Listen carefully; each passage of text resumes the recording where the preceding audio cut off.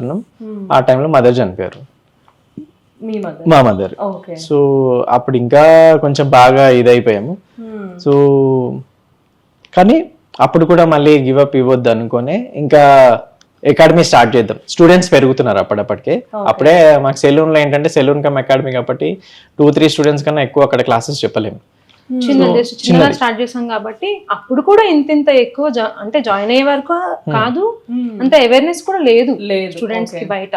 అప్పుడే అంటే జనాలు ఎక్కువ యూజ్ చేయడం, లాక్డౌన్ లోనే ఇన్స్టాగ్రామ్ ఎక్కువ యూజ్ చేయడం. సో మేకప్ గురించి అప్పుడే బాగా బూమ్ అవ్వడం, స్కిన్ కేర్ కూడా అప్పుడే బూమ్ అవ్వడం. సో అప్పుడే ఇంకా మేకప్ అకాడమీ ఇంకా కంప్లీట్ గా ఓన్లీ మేకప్ అకాడమీ ఎందుకు పెట్టొద్దు మనం అని డిసైడ్ అయ్యామన్నమాట. సో బయట స్టేట్స్ నుంచి వచ్చి ఇక్కడ చెప్తున్నారు, అదేదో మనమే తెలుగులో చెప్తే ఇంకా బాగుంటది, ఇంత ఎక్స్పీరియన్స్ ఉండి మనం ఎందుకు స్టార్ట్ చేయొద్దు, దాన్నే ఎందుకు మేజర్ థింగ్ కింద చూడొద్దు అని ఒక థాట్ అన్నమాట. జస్ట్ నేను ఇట్లా మాటల్లో సార్తో అన్నాను, మనమే ఎందుకు స్టార్ట్ చేయకూడదు అకాడమీ, ఎవరెవరో వచ్చి చెప్తున్నారు, మనకి ఇంత ఎక్స్పీరియన్స్ ఉండి ఇంత మంచి వర్క్ ఉండి చేతిలో మనం చెప్పలేకపోతున్నాము అంటే చేద్దాము అని.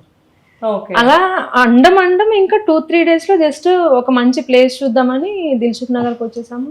అక్కడ కొంచెం తిరిగాము స్పేస్ కోసము, ఒక మంచి స్పాట్ దొరికింది చక్కగా బస్ స్టాప్ కి మెట్రోకి దగ్గరగా.